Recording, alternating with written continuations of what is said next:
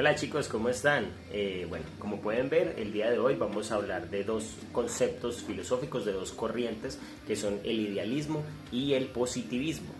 Es muy importante antes que nada el diferenciar estas dos palabras de otros dos contextos. Por ejemplo, el idealismo no debe de ser entendido como la palabra ideal desde la moral, cuando una persona tiene ciertas actitudes, por ejemplo el respeto, es líder, es buena gente, es solidario, bueno, entonces esa persona es ideal, tiene un ideal desde la moral, no. Tampoco positivismo desde esta concepción de la actitud positiva, de que es una persona que está muy bien, que está cargada de energía, que tiene una gran disposición. No, estamos hablando de filosofía. Bueno, empecemos hablando del idealismo. Como les decía, es algo más referente a las ideas y pues los primeros que hablaron del idealismo incluso pensaban que es un mundo aparte, que es como una especie de dimensión en donde se desarrollan las cosas, en donde se genera el pensamiento. Es algo que ocurre en nuestro cerebro.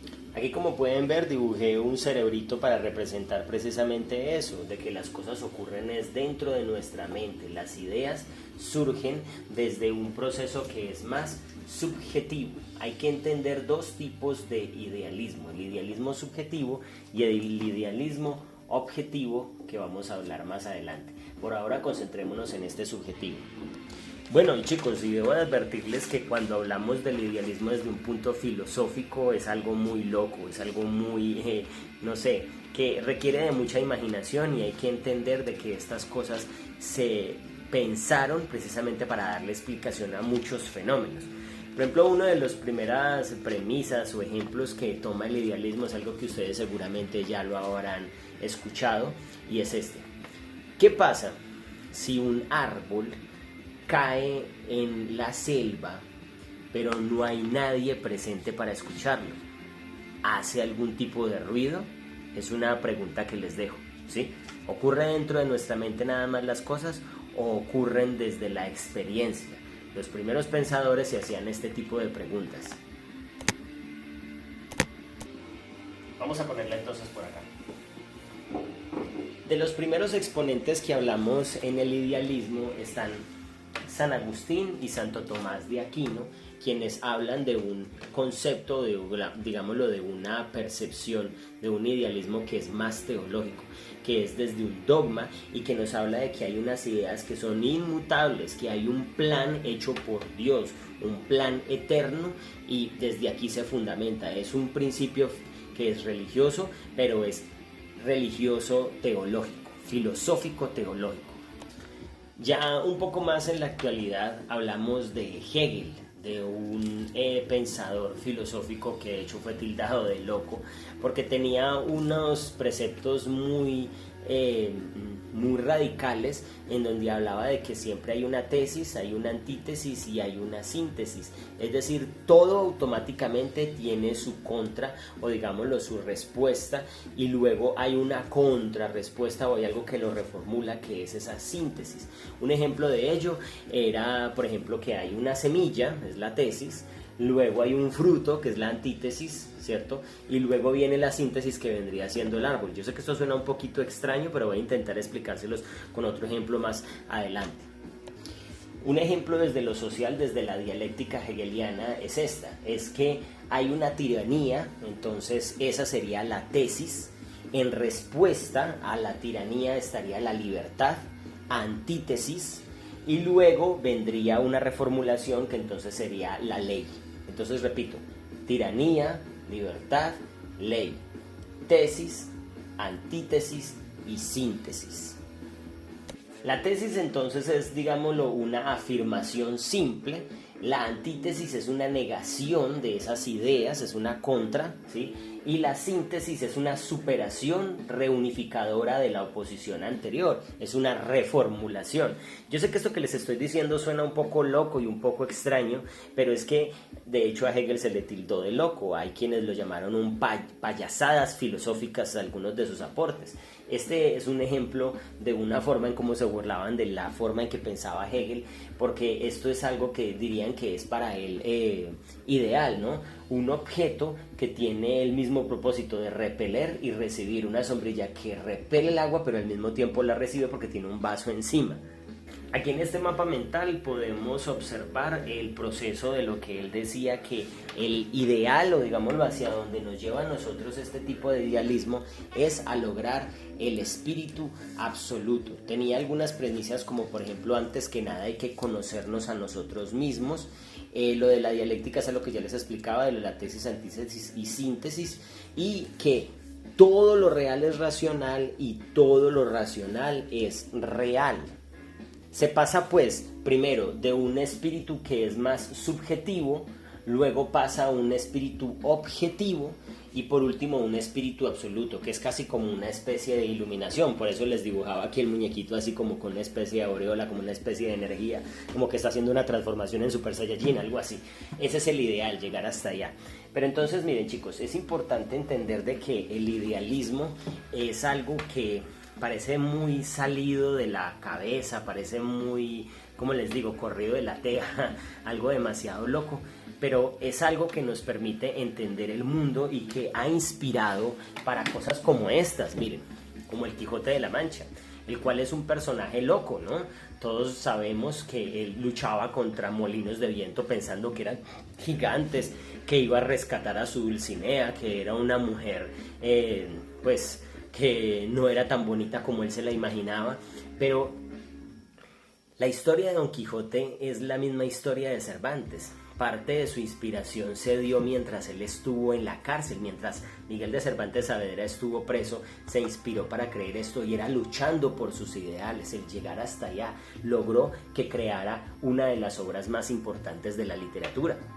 El idealismo ha inspirado a los seres humanos para pensar en la justicia, en cosas como la elaboración del Estado, en la creación de del marxismo, por ejemplo, el cual es una corriente filosófica y sociológica que pues así usted sea de derecha o de izquierda, hay que reconocer que ha sido muy muy importante para estimular las decisiones y las diferentes opiniones que se tienen acerca de cómo se mueve la sociedad. Disculpen que haya suspendido así el video de un momento a otro, pero es que esa luz no dejaba ver reflejada en el espejo. Bueno, continuando, el idealismo también ha hecho cosas como, por ejemplo, estimular el pensamiento de los derechos humanos, de lo que yo les decía, de lo que es justo o lo que es injusto. Entonces, el hecho de que las cosas ocurren solamente en nuestra mente no significa que esté mal, ¿sí? No se puede comprobar, pero ha hecho que a la larga se generen grandes cambios en la sociedad porque hace que las personas piensen, que las personas sientan, que las personas decidan. ¿Listo?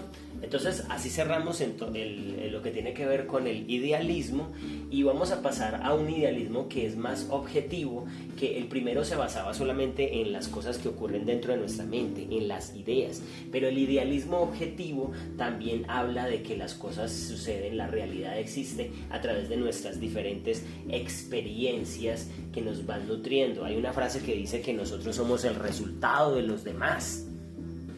Ahora, entonces para cerrar esta idea de este mundo de las ideas, suena redundante, vamos a pasar a la otra corriente que no es contraria, que se complementan, pero en algunos aspectos pareciera que sí, es el positivismo.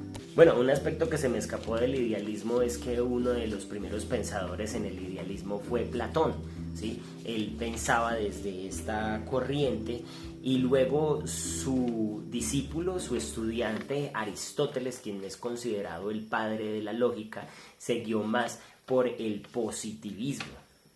Lo voy a poner por acá, entonces hablamos de que esto fue uno de los primeros pensadores, pero en sí el padre del positivismo es Auguste Comte o Augusto Comte, quien se basaba más desde el empirismo, desde la epistemología. ¿Qué es empirismo? Es la experiencia, es las cosas, la realidad existe, es si se puede comprobar a través de nuestros sentidos, por eso les dibujé aquí unos ojitos, de los hechos.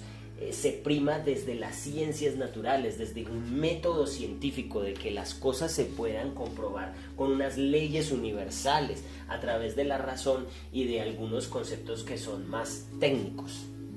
Una característica es que rechazan la metafísica, la consideran como una pseudociencia, porque la metafísica logra abarcar algunas cosas que no podemos darle explicación desde precisamente desde la ciencia. La metafísica habla de lo sobrenatural y el positivismo trata de rechazar eso. Incluso habla de que el ser humano tiene como una especie de evolución, va muy de la mano de Darwin, y entonces nos habla acerca de 3 estados: un estado que es teológico o ficticio, un estado metafísico o abstracto y un estado más positivo o científico. Por eso llegamos a lo que es la causa y el efecto, gracias al positivismo.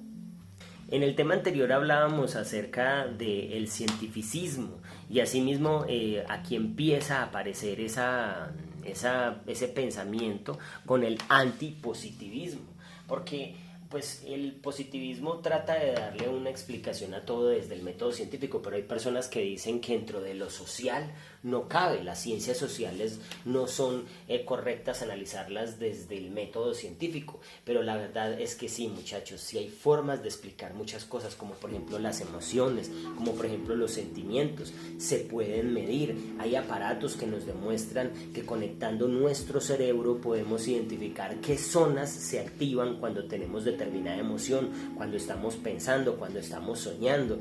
Entonces sí hay formas de explicar el comportamiento humano. Por ejemplo, desde la biología se puede entender la ética de los seres, porque al observar a los animales podemos ver diferentes patrones en los comportamientos que son iguales a nosotros. Entonces el positivismo trata de dar una explicación ya no solamente desde las ideas, desde lo que ocurre acá, sino a través del método científico y basándonos desde las ciencias naturales.